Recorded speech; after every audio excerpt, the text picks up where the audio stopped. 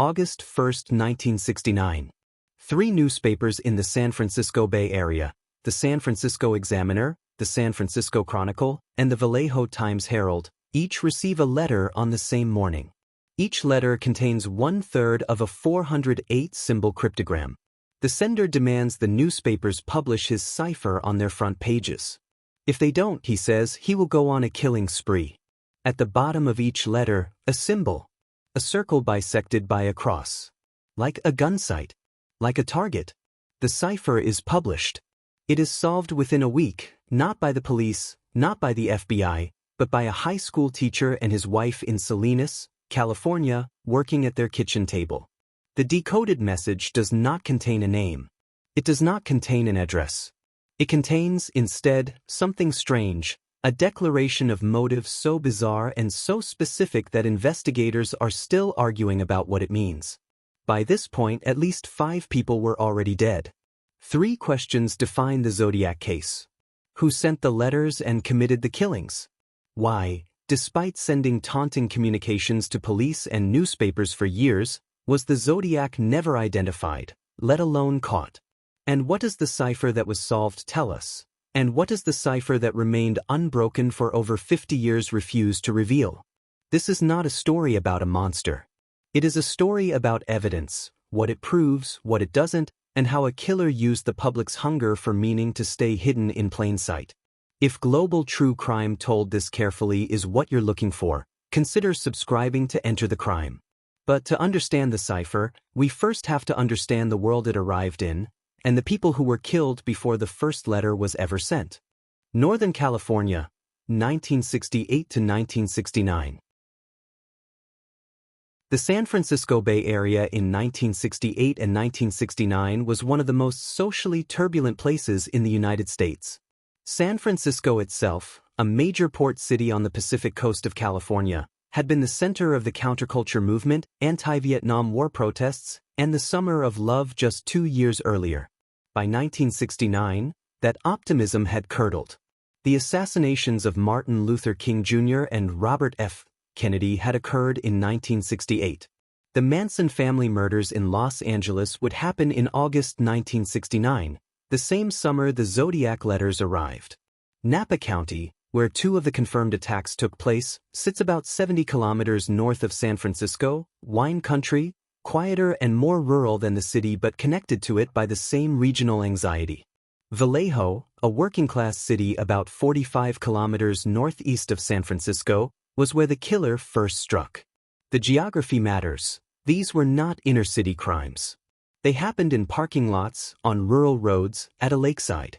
Places where young people went to be alone, and where isolation made them vulnerable. The victims. David Arthur Faraday was 17 years old. He was a high school student, an Eagle Scout, athletic and well-liked. On the night of December 20, 1968, he took Betty Lou Jensen on what appears to have been one of their first dates. They drove to a remote parking area on Lake Herman Road in Benicia, California, a spot known locally as a place teenagers parked at night. Betty Lou Jensen was 16. She was a student at Hogan High School, described by classmates and teachers as bright and cheerful. She had been looking forward to the holidays. They were found shortly after 11 p.m. David was shot once in the head at close range beside the car. Betty Lou had been shot 5 times in the back as she ran. She had not made it far.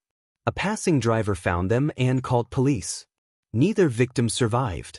The investigation found no motive, no witness, no suspect.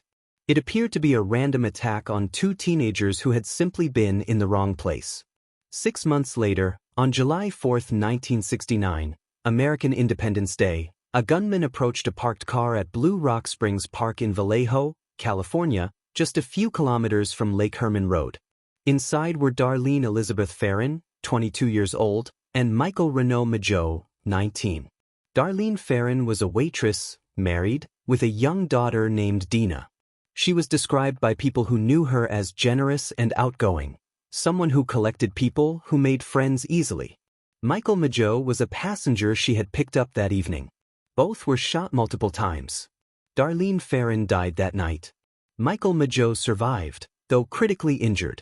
He would later become the only surviving eyewitness to provide a physical description of the attacker.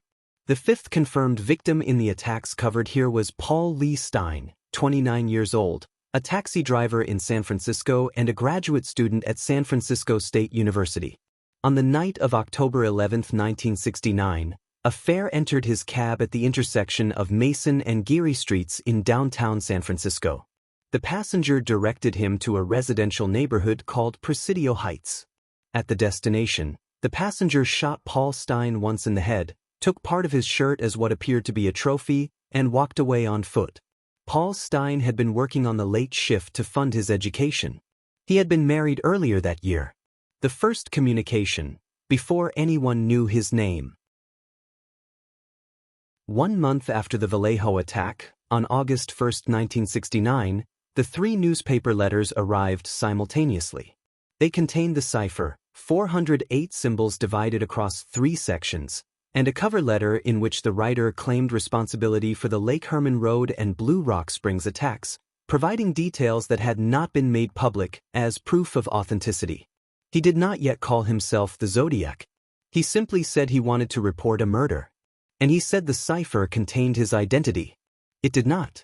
When the cipher was solved 8 days later by Donald and Betty Harden in Salinas, California, it contained no name. What it contained was a declaration that the writer collected slaves for his afterlife by killing people, that he would not give his name because it would slow down or stop the collection. Investigators reading those words faced a choice that has defined the case ever since.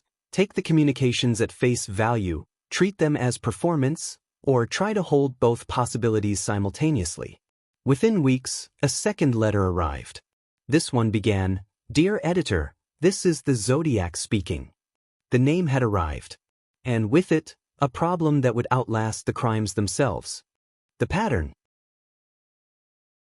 The confirmed Zodiac attacks share several characteristics that investigators documented carefully. The attacks occurred at night. They targeted couples or individuals in isolated locations, parked cars on remote roads, a lakeside recreation area, a city cab at night. The weapon in most cases was a firearm, though the Lake Berryessa attack in September 1969, in which Brian Hartnell and Cecilia Shepard were attacked and stabbed near the shores of Lake Berryessa in Napa County, involved a knife, with the attacker arriving in a hooded disguise and speaking calmly to his victims before attacking. That attack is documented in unusual detail because Brian Hartnell survived. He later described a man who approached wearing a hood with a cross-circle symbol drawn on the chest, who tied them up methodically, and who told them, before attacking, that he needed to kill people to get slaves for his afterlife. The words echoed the cipher almost exactly. Brian Hartnell survived. Cecilia Shepard, 22 years old and a student at Pacific Union College, died 2 days later from her injuries. The escalation, from attacks to performance. The Zodiac killings are unusual in the history of serial homicide for the degree to which the perpetrator inserted himself into the public narrative. Between 1969 and 1974, the period of confirmed or likely communications, the Zodiac sent at least 20 letters to newspapers and police. Several contained pieces of victims' clothing as proof of authenticity. Several contained new cipher fragments. Several contained explicit threats that were never carried out. The escalation was not in violence. The confirmed killings end with Paul Stein in October 1969, but in communication. The killer shifted from attacker to correspondent. Whether this shift reflects genuine cessation of violence, incarceration for unrelated crimes, death, or a strategic decision to maintain public attention without risk is one of the central unresolved questions. The 4 ciphers. What was sent? The Zodiac sent 4 ciphers in total. Understanding them is central to understanding the case. The first, the 408 cipher, was solved in 1969 by the Hardens. Its solution, as described above, contained no identifying information. Cryptographers have since confirmed the solution is broadly correct, though a few symbols remain contested. The second cipher, sent with a letter in November 1969, is known as the 340 cipher for its number of symbols. It was the most studied unsolved cipher in modern cryptographic history. Hundreds of amateur and professional codebreakers worked on it for over 50 years. In December 2020, a team of 3 amateur cryptographers, David Orenchak in the United States, Sam Blake in Australia, and Jarl van Eyck in Belgium, announced a solution. The FBI confirmed the solution was credible. The decoded 340 cipher reads, in part, "I hope you are having lots of fun in trying to catch me. I am not afraid of the gas chamber because it will send me to paradise all the sooner because I now have enough slaves to work for me." Again, no name, no address. A continuation of the same psychological performance as the first cipher. The third cipher, known as the 13 cipher or My Name Is cipher, was sent in April 1970 with the explicit claim that it contained the killer's name. It has not been conclusively solved. Multiple proposed solutions exist. None has achieved consensus. The FBI has not confirmed any solution. The fourth cipher, known as the 32 cipher, was sent in 1974 in what the last confirmed Zodiac communication may be. It has not been solved. What the ciphers tell us and don't. Here is the thing about the Zodiac ciphers that tends to get lost in the excitement of cryptography. The solved ciphers contain no actionable information. They confirm the psychological profile the letters already suggested. A person performing for an audience, constructing a mythology, using the language of slavery and the afterlife as a kind of personal cosmology. They do not contain a name, a location, or evidence that connects to any identified suspect. The unsolved ciphers may contain a name, or they may contain nothing useful. The My Name Is cipher may be a genuine communication or a deliberate dead end, a false promise designed to consume investigative resources and public attention. The possibility that the Zodiac sent hoaxes within his genuine communications, that some letters were fabricated by others, that some cipher promises were cynical performance, is taken seriously by researchers. It makes the evidentiary picture significantly more complicated. Every hour spent on a false cipher is an hour not spent on the physical evidence. And the physical evidence, as it turned out, was both more promising and more frustrating than anyone initially understood. The early investigation, multiple jurisdictions, one problem. The Zodiac attacks occurred across multiple counties in Northern California, Solano County, Napa County, and San Francisco. In 1969, these jurisdictions did not have formal mechanisms for sharing investigative information in real time. Each agency ran its own investigation. The connections between the attacks, confirmed by the killer's own letters, were understood, but the practical coordination required to pursue a single suspect across county lines was difficult and inconsistent. The San Francisco Police Department, which investigated the Paul Stine killing, came closest to an eyewitness identification in the immediate aftermath. 2 teenagers in a house near the scene of the Stine killing watched from a window as the attacker walked away. They described a white male, heavy-set, with glasses and dark hair. A patrol car actually stopped a man matching that description walking nearby, but a dispatcher had mistakenly described the suspect as a black male, and the officers let the man go. He matched the physical description. He was never identified. That moment, a possible direct encounter, lost to a radio miscommunication, is one of the most painful details in the case. Narrative Reversal 1. The handwriting and the fingerprint. Early in the investigation, 2 forensic threads appeared to offer strong leads. First, handwriting. The Zodiac's letters provided extensive samples of his handwriting. Multiple experts examined them. They agreed on certain baseline characteristics. A relatively educated writer, probably male, with some specific letter formations that might narrow identification. But handwriting analysis, as we discussed in our Holmes documentary, is an expert opinion discipline, not a hard science. Without a confirmed suspect to compare against, handwriting evidence pointed in a direction without identifying a destination. Second, fingerprints. The letters and envelopes provided some latent fingerprint evidence. Some prints were recovered. None matched any person in criminal databases at the time. When DNA technology became available, Investigators attempted to recover DNA from the stamps and envelope flaps the Zodiac had licked. DNA was recovered from some envelopes.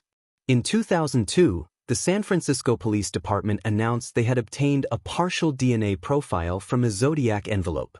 That profile has since been compared to multiple suspects. It has not produced a confirmed match. Its reliability has also been questioned. There is some concern about whether the profile represents the Zodiac's own DNA or contamination from handlers over the years. The 50 years of failure, then a breakthrough. The 340 Cipher's 50-year resistance to solution is worth dwelling on. It defeated amateur enthusiasts, professional cryptographers, computer programs, and the combined resources of the FBI's code-breaking division. The reason, as the 2020 solving team explained, was a combination of misdirection built into the cipher itself.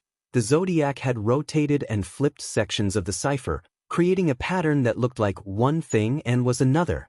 The solving team's breakthrough came from trying an unconventional reading direction, diagonal rather than sequential, that no one had systematically attempted before. The cipher had been hiding not in complexity but in a relatively simple structural trick that had been overlooked for 5 decades because investigators assumed it wasn't there.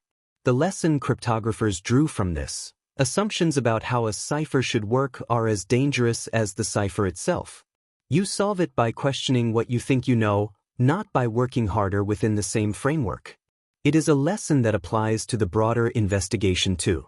The 3 documented suspects. Dozens of individuals have been officially named as Zodiac suspects over the decades.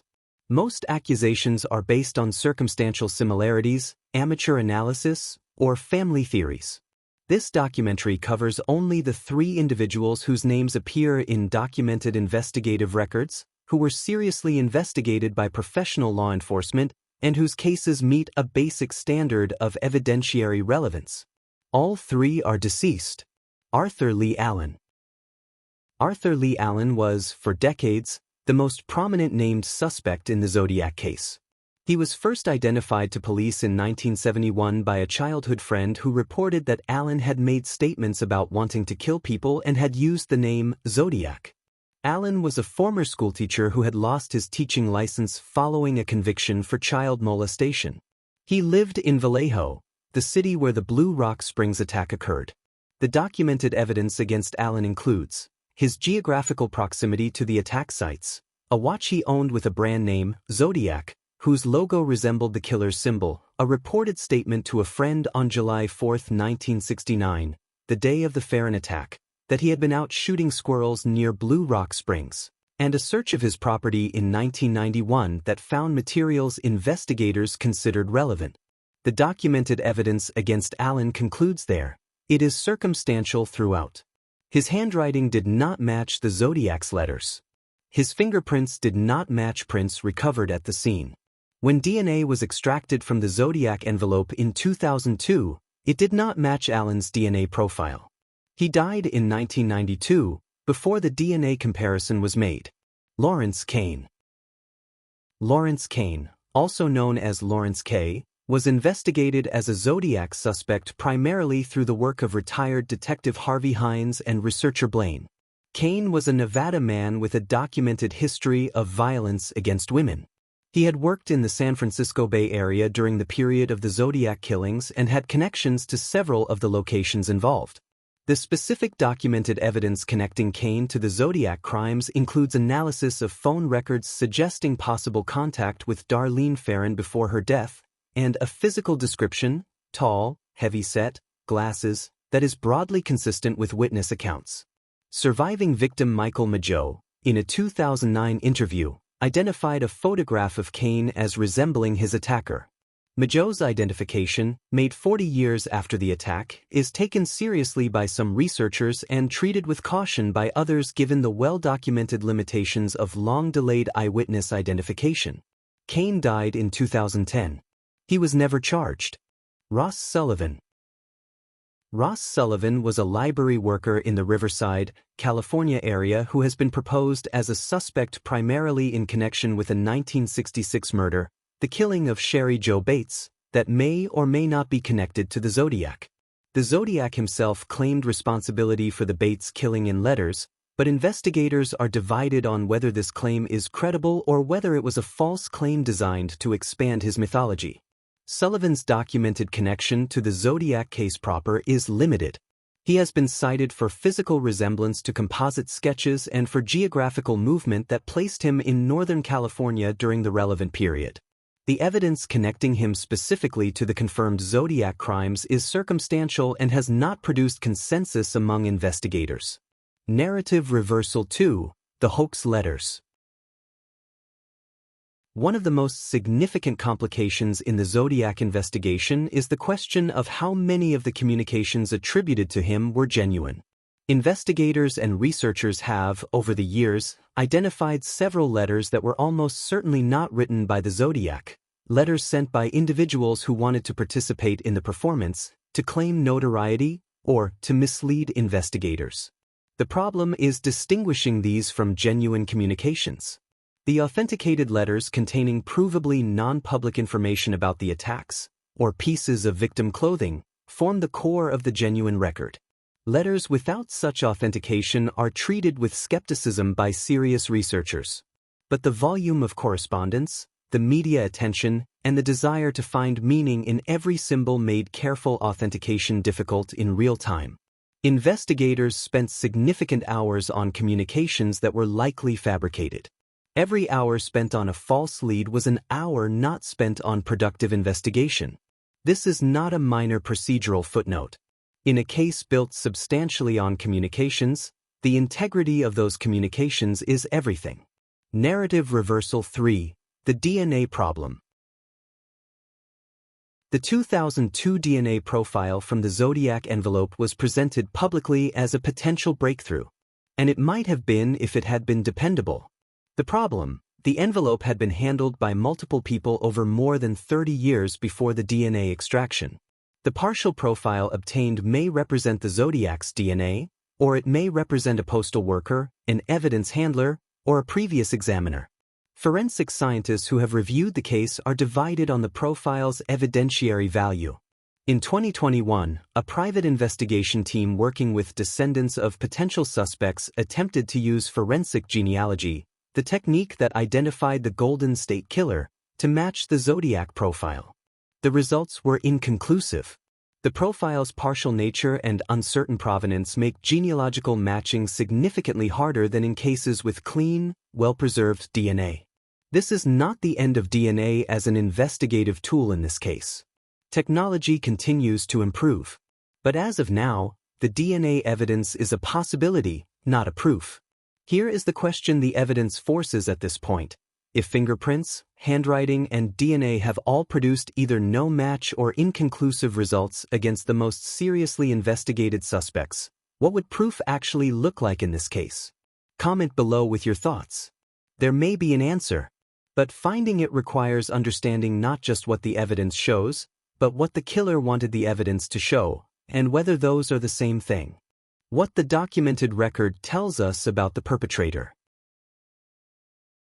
Any psychological analysis of the Zodiac must be grounded strictly in what the documented record, the letters, the ciphers, the witness accounts, the crime scene evidence, actually shows. This documentary will not speculate beyond that. What the record shows is a perpetrator with a specific and consistent self-presentation, someone who communicated in codes, who constructed a mythology involving slavery and the afterlife, who taunted police and newspapers with apparent confidence, and who appears to have been aware of, and interested in, the public and investigative reaction to his communications. Criminal psychologists who have commented publicly on the documented Zodiac pattern describe the communication behaviors as consistent with someone for whom the performance was, in some ways, central to the motivation, someone who needed an audience. The attacks stopped, or the confirmed attack stopped, while the letters continued. This is unusual. It suggests the communication served a function that the violence alone did not. Beyond that documented pattern, this documentary will not go. The dangers of armchair psychological profiling in this case are particularly acute. The mythology the Zodiac constructed was specifically designed to be interpreted, to generate theories, to consume attention. Engaging with it uncritically risks doing exactly what the killer appears to have wanted. The victims, what their lives meant. The 5 confirmed victims named in this documentary deserve explicit remembrance as people, not as narrative elements. David Faraday, 17, was going to graduate in 1969. Betty Lou Jensen, 16, was on one of her first dates. Darlene Ferrin, 22, had a daughter who grew up without her mother. Paul Stein, 29, was working nights to fund a graduate education. Cecilia Shepard, 22, died 2 days after a lakeside attack that she had survived initially. Each of them was encountered by chance. Wrong place, wrong night. None of them had any documented connection to their attacker. They were selected for availability and isolation, not for anything about who they were. That randomness, the sense that it could have been anyone, is part of what made the Zodiac case so frightening to the public in 1969 and 1970. It is also part of what makes it so important to push back against the perpetrator's own framing, which treated them as acquisitions rather than human beings.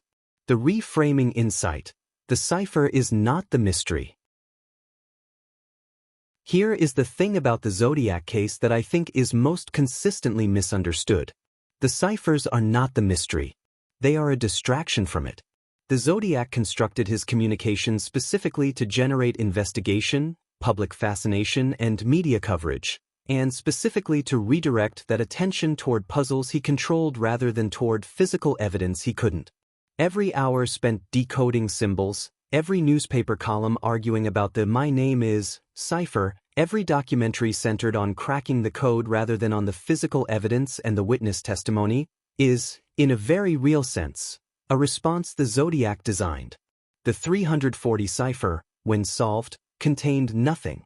The "my name is" cipher, which promises identity, may contain nothing too. The ciphers may be the single most successful piece of investigative misdirection in the history of American true crime.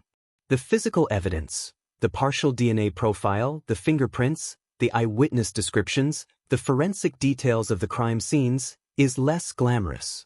It does not produce satisfying decoder ring moments. But it is the evidence that could, if properly analyzed with current technology, produce a real answer. And it has received, historically, a fraction of the attention the ciphers have commanded. The Zodiac told investigators to look at the codes. The question worth asking is why, and whether, after 50 years, we are ready to stop doing what he asked. The legal status. The Zodiac case is still officially open. The San Francisco Police Department lists it as an active investigation. The Napa County Sheriff's Office and Vallejo Police Department similarly keep open files. No individual has ever been charged with any of the confirmed Zodiac killings. The case technically became subject to a statute of limitations issue for some crimes under California law. Statutes of limitations restrict how long after a crime a prosecution can be brought. However, murder has no statute of limitations in California, meaning that if sufficient evidence were developed today, a prosecution could still theoretically go ahead. The complication: the 3 primary documented suspects are all deceased, which means prosecution is no longer possible for them regardless of what evidence might appear. The investigation now focuses on the possibility that the perpetrator is someone not yet officially named, still living, and potentially identifiable through forensic genealogy if a reliable DNA profile can be established. The 2020 solution and what remains. The December 2020 solution of the 340 cipher was a genuine achievement. The team of 3 researchers, working collaboratively across 3 countries, using a combination of computational analysis and creative cryptographic thinking, resolved a puzzle that had defeated the field for 50 years. The FBI confirmed the solution. It added nothing to the identification of the killer. The 13 cipher remains unsolved in any confirmed sense. The 32 cipher remains unsolved. If either contains a genuine name, that name has not been established. If they are hoaxes, false promises designed to send investigators in circles, they have succeeded for half a century. The practical forensic value of solving either cipher now, given that the most investigated suspects are deceased, is limited but not zero. A name in a cipher, cross-referenced against genealogical DNA work and historical records, could still narrow the field significantly. It has not happened yet. What changed? The legacy. The Zodiac case had significant effects on investigative practice, media norms, and the public understanding of serial homicide. Practically, it exposed the coordination failures between jurisdictions that allowed multiple attacks by a single perpetrator to be investigated in relative isolation. The pressure this case and others like it created contributed, over subsequent decades, to the development of multi-agency task forces and, eventually, the FBI's Violent Criminal Apprehension Program, known as VICAP, which was established in 1985 specifically to help identify serial offenders operating across jurisdictions. The Zodiac's media strategy, his direct engagement with newspapers, his construction of a public identity, became a reference point for understanding how perpetrators can use media coverage as a tool. It raised questions that criminologists, journalists, and editors still debate: how much coverage serves the public interest, and how much serves the perpetrator. Culturally, the Zodiac became one of the most mythologized figures in American true crime, which is precisely the outcome his communications seem designed to produce. Films, novels, podcasts, documentary series, and thousands of online forums have collectively spent more hours on the Zodiac than any other unsolved American case. Whether that attention has brought the case closer to resolution is genuinely unclear. The families of the confirmed Zodiac victims have lived with 50-plus years of a case that generates enormous public attention and has produced no justice. Several have spoken publicly about the experience of watching their loved ones become cultural reference points, symbols in a national mystery, while the human reality of what was lost recedes behind the mythology. The daughter of Darlene Ferrin, Dina, who was a toddler when her mother was killed, has spoken in interviews about growing up in the shadow of a case she did not choose to be part of. David Faraday's and Betty Lou Jensen's families have, in various accounts, described the particular difficulty of a case with no resolution, where hope for an answer is always present but never delivered. They are owed to that answer. Whether it comes depends on forensic technology catching up with a 50-year-old crime, and on investigators being willing to look at the physical evidence rather than the performance the Zodiac constructed around it. The 340 cipher hid in plain sight for 50 years. The trick was not complexity, it was misdirection. A structural assumption no one questioned until someone did. The Zodiac case may be the same, not an impossible mystery, but a solvable one buried under decades of looking in the direction the killer pointed. The ciphers say, "Look here." The evidence says, "Look somewhere else." After 50 years, the question is whether anyone will.